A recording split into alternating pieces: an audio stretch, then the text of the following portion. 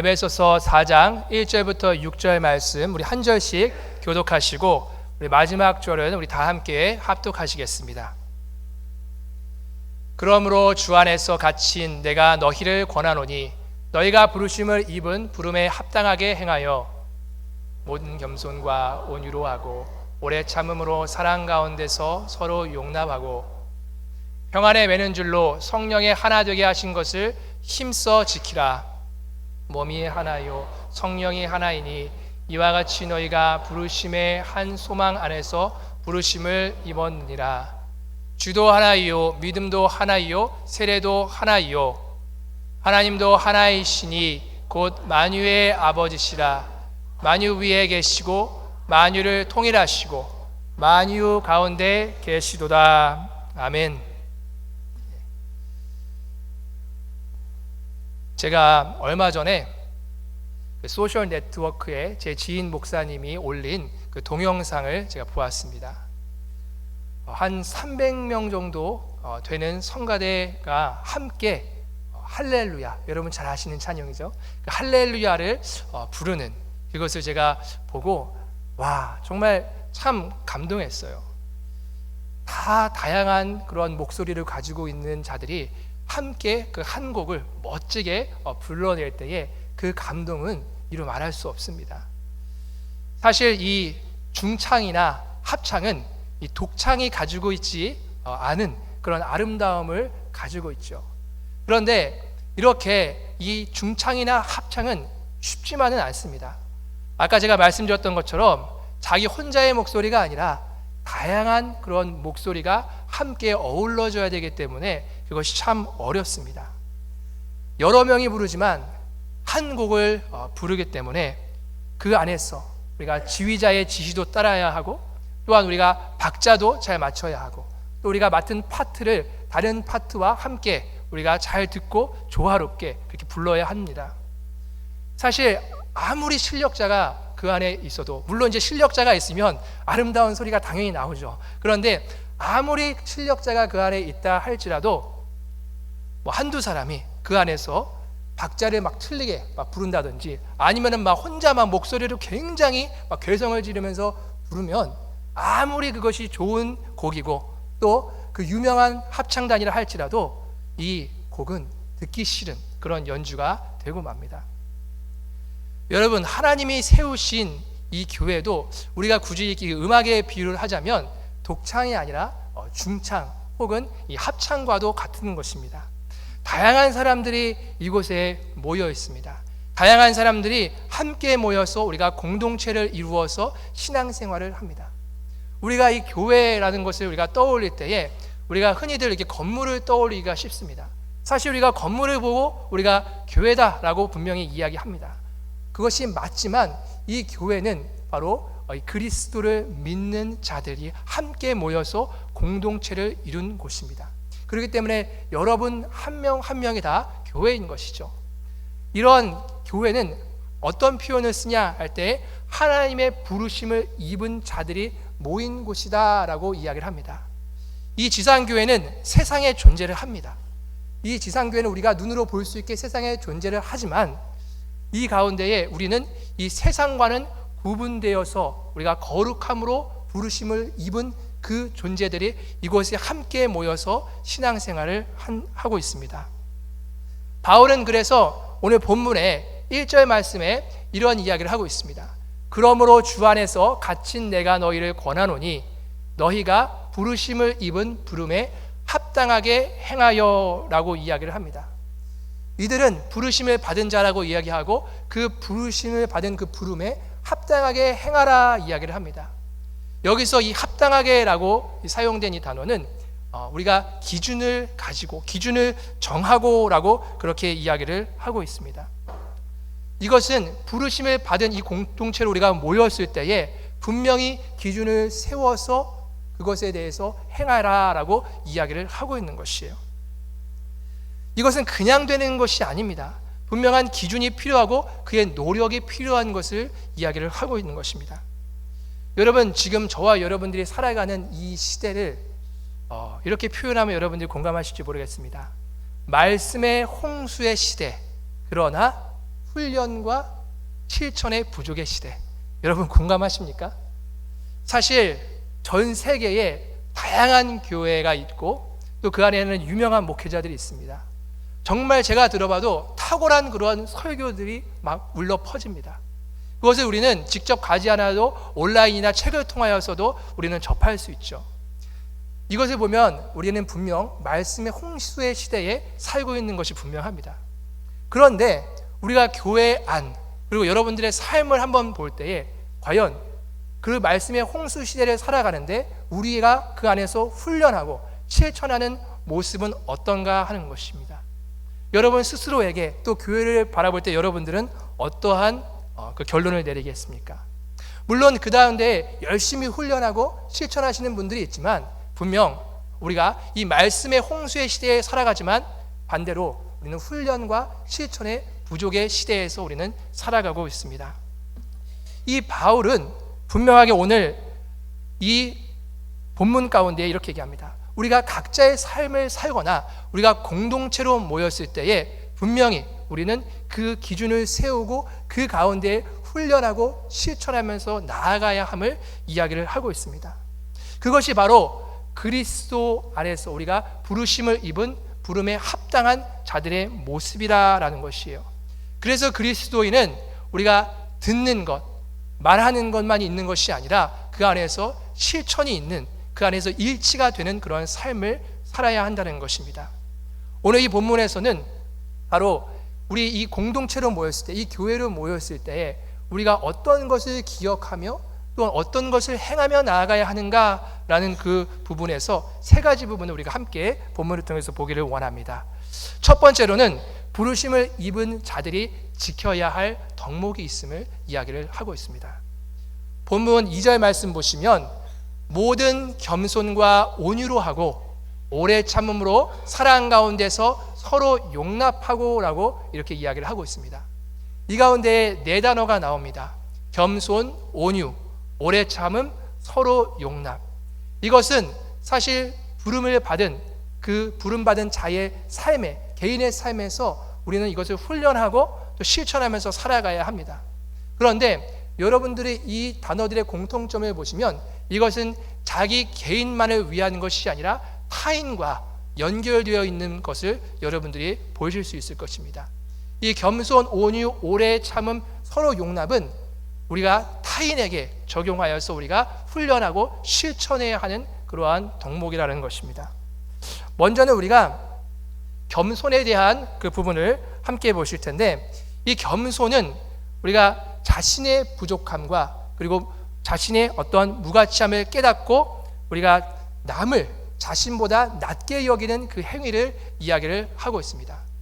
빌립보서 2장 3절 말씀에도 아무 일에든지 다툼이나 허영으로 하지 말고 오직 겸손한 마음으로 각각 자기보다 남을 낮게 여기고 라고 그렇게 이야기를 하고 있습니다. 우리가 공동체로 모였을 때에 취해야 할 태도를 구체적으로 이야기를 하고 있어요. 여기서 보면 우리가 먼저는 하지 말아야 할 것이 다툼이나 허영입니다. 그러면서 우리가 해야 할 것, 적극적으로 하면서 나아가야 할 것이 바로 겸손한 마음으로 자기보다 남을 낮게 여기는 자세예요. 여러분들이 공동체로 모였을 때에 이 안에 두드러지게 나타나는 그러한 모습은 바로 각각 자기보다 남을 낮게 여기는 모습입니까? 아니면 그래도 저 사람보다 내가 낫지 하는 그러한 모습을 여러분들이 사실 많이 보십니까? 우리가 교회 안에서 참 안타까운 그런 현실을 보게 돼요. 우리가 뭐 출신 학교, 내가 가진 직장, 뭐 재력, 뭐 이런 것들을 가지고 내가 그래도 저 사람보다는 좀 나라고 하면서 우리가 우월감에 빠지게 되는 경우가 많습니다. 그것이 불러일으키는 결과는 뭐죠? 다툼입니다. 결국은 그것이 갖고 오는 그런 결과는 서로에 대한 시기와 다툼을 갖고 옵니다. 그런데 분명히 그 반대로 우리가 각각 자기보다 남을 낮게 여기는 것은 바로 부르심을 받은 자의 합당한 삶임과 동시에 우리가 공동체를 유지할 수 있는 그 비결임을 이야기를 하고 있는 것입니다. 그 다음에 또한 나온 단어가 있습니다. 온유라는 단어가 여러분들 나오고 있죠. 그 온유는 여기서 우리가 볼 때 영어 성경에서 이거를 볼 때는 젠틀이라고 이렇게 표현을 합니다. 이 온유라는 단어를. 근데 이것을 제가 좀 찾아보니까 이해심이 깊은, 그리고 배려심이 깊은이라는 그런 뜻을 가지고 있어요. 사실 우리는 이 공동체로 모였을 때 다양한 의견을 가지고 있습니다. 그래서 내 의견이 어필이 되고 그것이 실현되었으면 좋겠다는 마음을 누구나 가지고 있어요. 그런데 이 온유를 훈련하는 사람은 다른 사람들의 모든 상황을 이해할 수 있는 것이고, 내가 발언할 수 있으나 그것을 내려놓고 다른 사람을 배려하는 그 태도를 이야기를 합니다. 사실 이거는 우리가 혼자서 개인적인 신앙생활을 할 때가 아니라 우리가 공동체로 묶여 있을 때에 반드시 필요한 것이죠. 여기저기서 우리가 의견을 내고 그것 때문에 싸우고 하는 그러한 모습 가운데는 이 공동체 안에서 하나됨이 일어날 수가 없다는 것입니다. 하지만 우리가 이 온유한 마음을 훈련하면서 실천하면서 나아갈 때는 이 안에서 서로에 대한 존중이 일어나게 되고 우리가 하나됨으로써 하나님 앞에 나아갈 수 있다라는 것을 이야기를 하고 있는 것입니다. 그리고 또한 우리가 여기서 오래 참음을 볼 수 있는데, 이 오래 참음은 사실 죄인들을 향한 하나님께서 다루시는 그런 손길이에요. 그러니까 우리는 하나님 안에서 죄인이죠. 근데 하나님께서 우리 가운데에 어떻게 다루셨는가를 우리를 한번 보게 되면 하나님은 우리를 향하여 오래 참으셨습니다. 우리가 사실 행하는 그런 죄악들마다 하나님께서 다 일일이 그것을 가지고 심판하신다면 여기서 저와 여러분 중에 남아있을 자는 아무도 없죠. 그런데 하나님은 우리의 이 죄에 대해서 오래 참으셨어요. 이것이 하나님께서 우리 가운데 먼저 보여주신 것입니다. 그런데 우리 또한 이 바로 오래 참음을 본받아서 우리가 다른 사람에게 적용하고 훈련하는 삶을 살라는 거예요. 그래서 다른 사람이 실수할 수 있습니다. 연약함이 드러날 수 있습니다. 때로는 우리에게 잘못한 그런 이런 일들을 행할 수도 있다는 것이에요. 그런 가운데에 우리가 나아가야 되는 것은 바로 오래 참음으로 기다려주는 것, 그것이 바로 이 공동체를 유지시켜주고 일치시켜주는 그 하나의 방법이라는 것입니다. 그리고 마지막으로 서로 가운데에 서로 용납하라, 사랑 가운데에서 서로 용납하라 얘기하고 있습니다. 이것은 오래 참음에 대한 조금 더 한 걸음 나아간 부분이에요. 그래서 이 용납하라는 것은 그 안에서 분명히 얘기하고 있는 것이 사랑 안에서 용납하라 라고 이야기를 하고 있습니다. 이것은 우리가 상황을 살펴보고 저거는 우리가 좀 받아들여도 될 것이다, 이것은 좀 받아들일 수 없어, 이렇게 우리가 그것을 판가름하는 그러한 태도를 이야기하는 것이 아니에요. 여기서는 사랑으로 라고 얘기하는데 이 사랑은 바로 이 아가페의 사랑입니다. 이 무조건적인 그러한 사랑이에요. 그렇기 때문에 어떠함에도 불구하고 우리가 그것을 용납하고 라는 것을 이야기를 하는 것입니다. 사실 우리가 행한 것에 대하여서 그것을 다 따지고 보면 우리는 용납하기 굉장히 힘들어요. 그런데 그런 것들을 생각하지 말고 주님께서 우리를 사랑하셨던, 무조건적으로 사랑하셨던 그 마음으로 우리도 바로 상대방을 사랑하면서 용납하라라는 것을 이야기를 하고 있습니다. 여러분, 제가 지금 이야기한 이 겸손, 온유, 오래 참음, 그리고 서로의 용납 쉽습니까? 굉장히 어렵죠. 그런데 우리 삶 가운데 이것이 어때요? 잘 나타나지고 있는 것 같아요? 아니면 잘 나타나지 않는 것 같습니까? 제가 아까 전에 여러분들 가운데 말씀한 것이 맞습니까? 말씀의 홍수의 시대에 살지만 어떻게 보면 기본적일 것 같은 이러한 부분들이 우리의 삶 가운데에 잘 훈련되지 않고 실천되지 않고 있다는 이야기예요. 그래서 바울은 우리가 함께 교회를 이루었을 때에 이것을 부단히 우리는 신경 쓰고 노력하면서 훈련하면서 실천하지 않으면 다양한 사람이 이 가운데에 모여있고 죄인들이 모여있기 때문에 이 교회가 일치하고 하나 되면서 나아가는 것은 불가능하다는 것이에요. 오늘도 이 하나님께서 우리 10년 가운데 이야기합니다. 우리가 많은 그런 설교를 듣고 많은 말씀을 아는 것 갖고 우리가 자랑할 것이 아니라 정말 내 삶에 이 겸손과 그리고 온유와 오래 참음과 우리가 서로 가운데에서 용납하는 그 삶이 내가 훈련되어지고 있고 또 그것이 실천하면서 나타나지고 있는가, 이것을 우리가 돌아보기를 원하고 또 이러한 삶들이 저와 여러분들의 삶에 좀 회복되기를 원합니다. 오늘 또한 보시면 이 바울은 이 교회의 일치를 위하여서 또한 우리가 생각하면서 나아가야 하는 그 부분이 있다는 것을 이야기하고 있습니다. 그것은 바로 이 화해자의 역할을 이야기를 하고 있어요. 사실 이 당시에 보시면 여러분들 유대인과 이 이방인이 함께 한다는 것, 상종한다는 것 상상도 할 수 없습니다. 서로 다른 문화 그리고 서로 다른 사상을 가지고 있어요. 그런데 이들이 함께 이 교회로 모였다는 것은 사실 믿어지지 않는 그러한 일입니다. 특별히 이 유대인들이 이방인들을 생각했었던 그런 마음들을 여러분들이 보시면 성경에서 너무 잘 나타나고 있어요.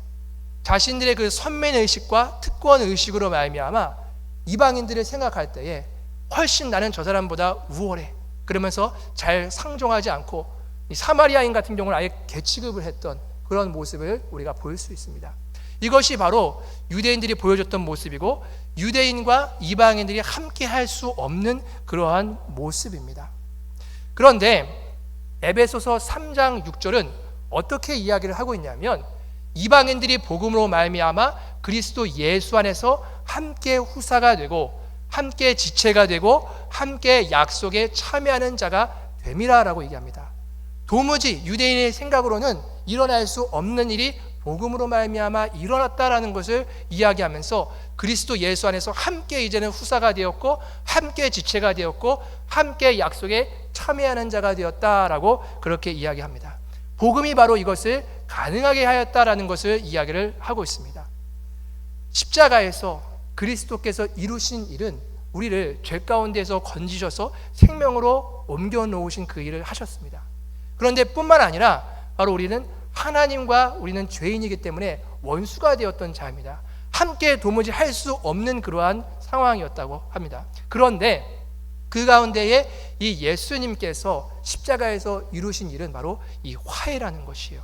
이 화해함을 통하여서 하나님과 우리와의 관계를 회복하셨고 그 안에는 평강이 있습니다.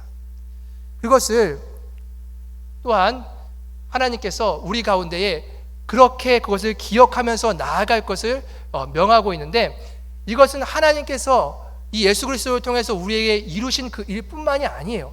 우리 가운데 하나님께서는 바로 이 화해의 자로 즉 평화의 도구로서 우리를 세워주시면서 우리 또한 다른 사람들과의 관계에 있어서 이 화해자로 또한 이 평화의 도구로서 우리가 살아가는 그 역할을 우리에게 주셨다라는 것이에요. 그래서 바울은 오늘 본문 4장 3절에서 이렇게 얘기합니다.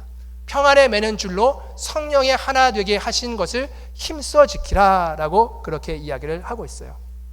아까 말씀드렸던 것처럼 도저히 이방인과 유대인들은 함께 할 수 없는데 바로 이 그리스도의 십자가의 사건을 통하여서 성령이 하나 되게 하셨어요. 그것을 지키는 방법은 바로 우리가 그 가운데에 화해자로 쓰는 것입니다. 그리스도께서 우리 가운데 보여주셨던 것처럼 나도 바로 화해자로 서 있지, 내가 바로 평화의 도구로 서 있지, 그것이 내가 해야 할 역할이지라는 것을 날마다 기억을 하고 우리는 바로 그 일들을 감당하라는 것입니다.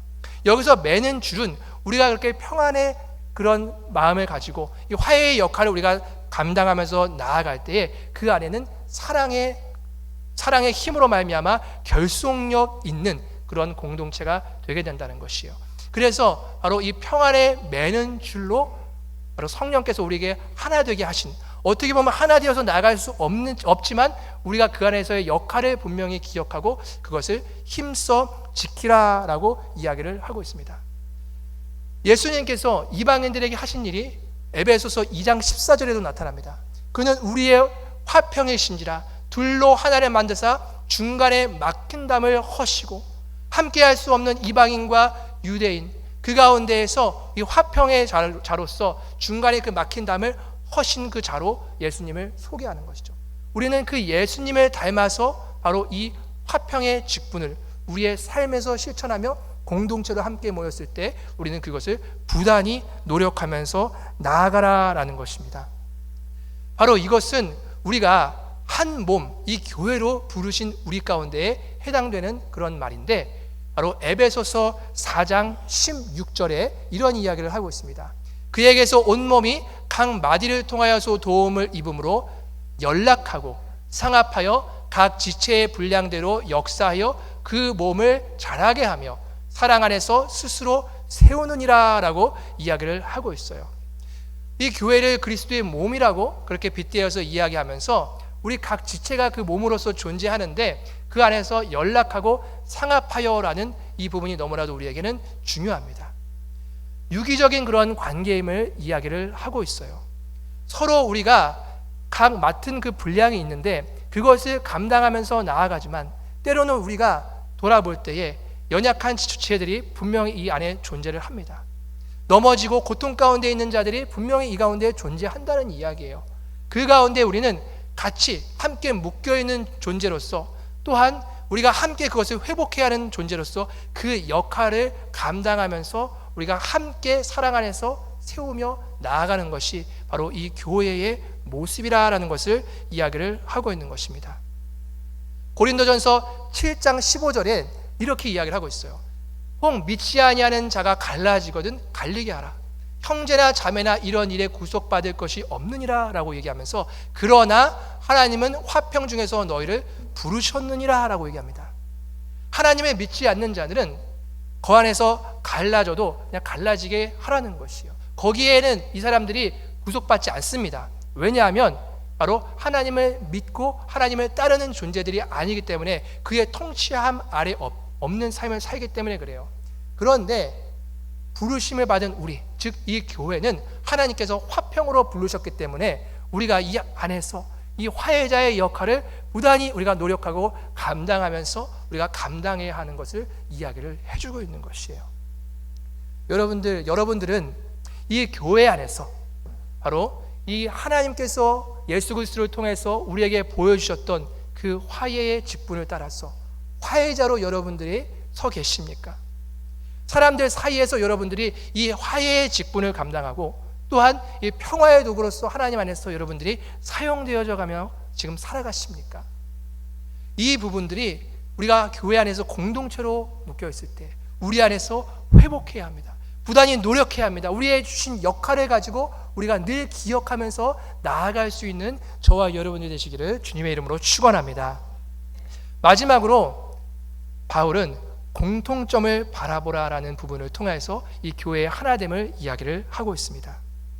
사실 우리 안에서 다름은 지극히 정상적인 것이에요. 제가 통계를 보니까 2019년 7월 10일 기준으로 이 땅의 이 세상에 인구가 약 77억이 됩니다. 굉장히 많은 사람들이 이 가운데 존재하고 있죠. 그런데 그 중에서 똑같은 사람은 한 명도 없어요.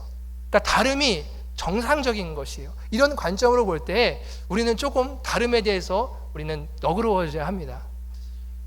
이렇게 우리는 다른 그러한 사람들이 이곳에 함께 모였지만 사실 그것이 우리에게 때로는 이질감을 불러일으키기도 하고 우리에게 그것이 저 사람을 멀리하게 만드는 그런 요소가 될 수 있지만 그 안에서 우리는 바로 다름보다는 공통점을 바라보면서 나아가야 한다라는 것입니다.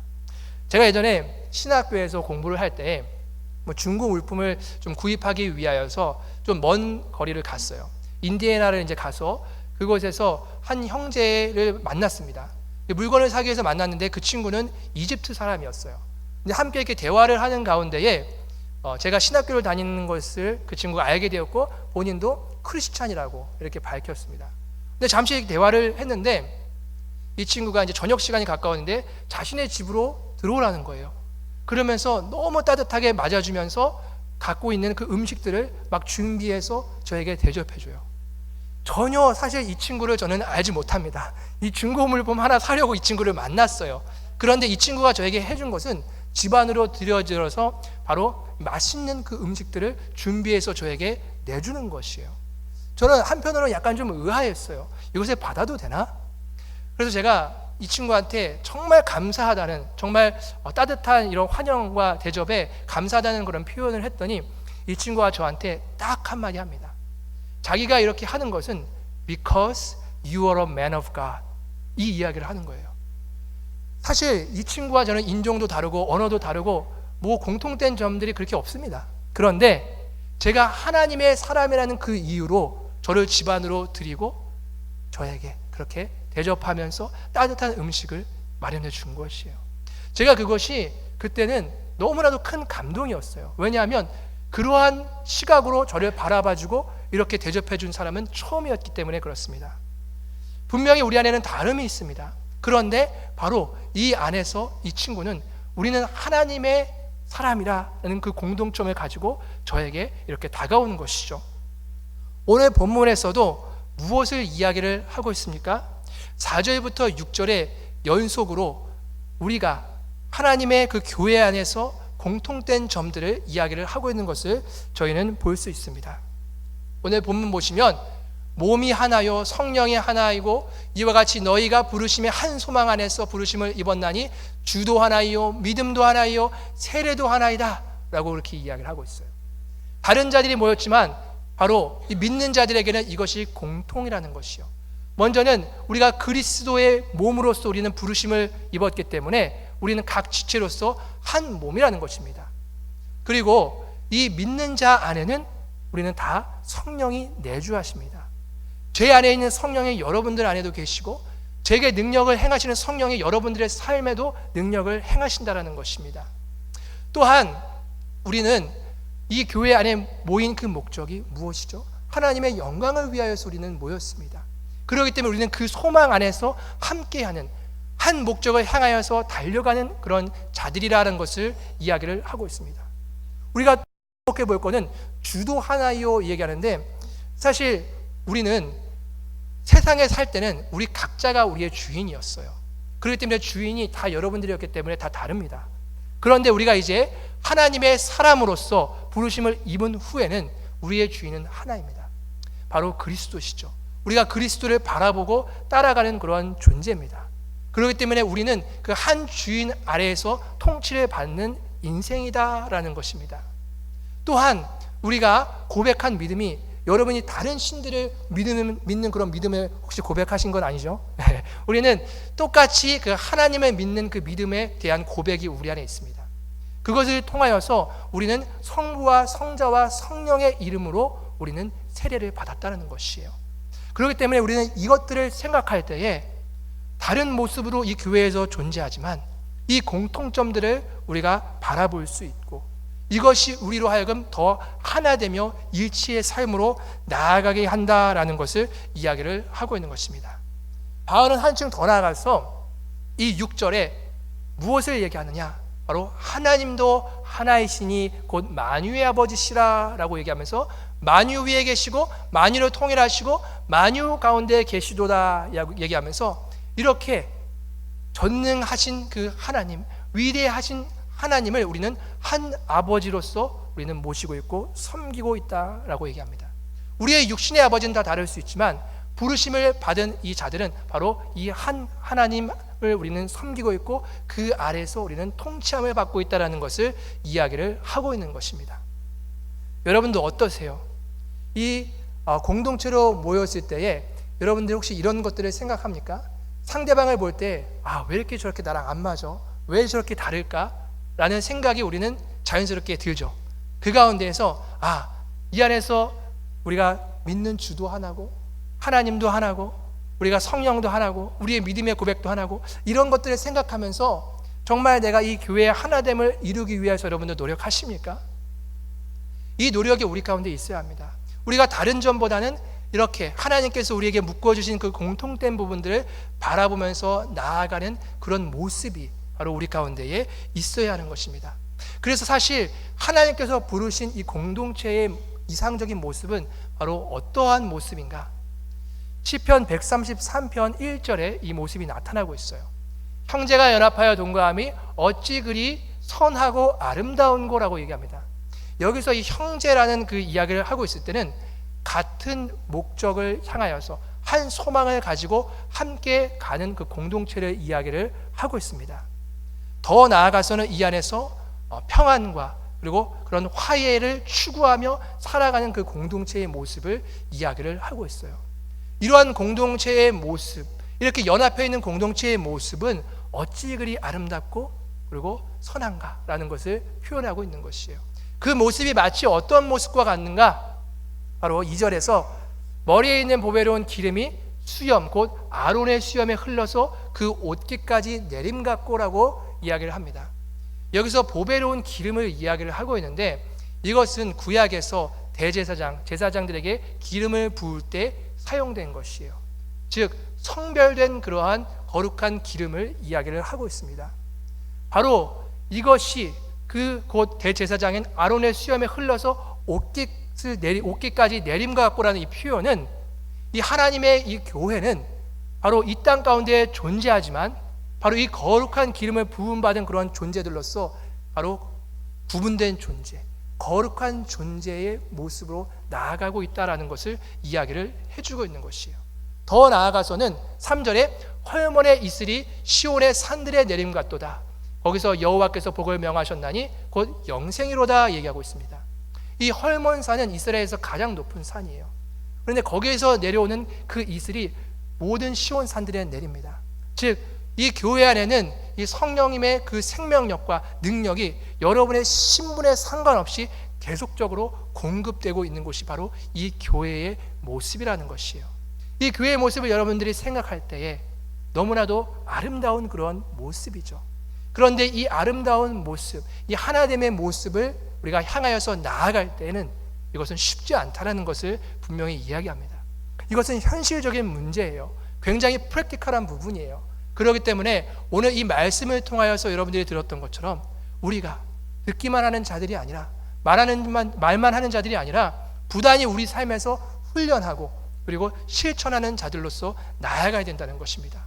또한 그 안에서 하나님께서 우리에게 주신 역할이 뭔가, 나는 화해자이며 바로 평화의 도구의 그 역할을 감당해야 되는 것을 우리가 항상 기억하면서 우리가 이 공동체에 임해야 한다는 것이죠. 그리고 또한 우리가 이 여러 다른 사람이 모였지만 그 안에서 우리가 다름을 갖고 자꾸 이야기하는 것이 아니라 이 안에서 부르신 이 안에서 우리가 공통된 부분을 찾고 그 안에서 하나 되게 하신 그 하나님을 쫓아서 우리가 더욱 힘쓰며 나아갈 때 바로 시편에서 이렇게 이야기하고 있는 아름다운 공동체의 모습을 이룰 수 있다는 것입니다. 오늘도 이 말씀을 기억하고 여러분의 개인의 삶에서 부르심이 합당한 자로서 또한 우리가 이 공동체로 모였을 때 이 교회도 우리가 함께 이 모습들을 행하면서 훈련하면서 나아감을 통하여서 이 아름다운 하나님께서 원하시는 그 공동체의 모습, 이 교회의 모습으로 나아가기를 주님의 이름으로 축원합니다.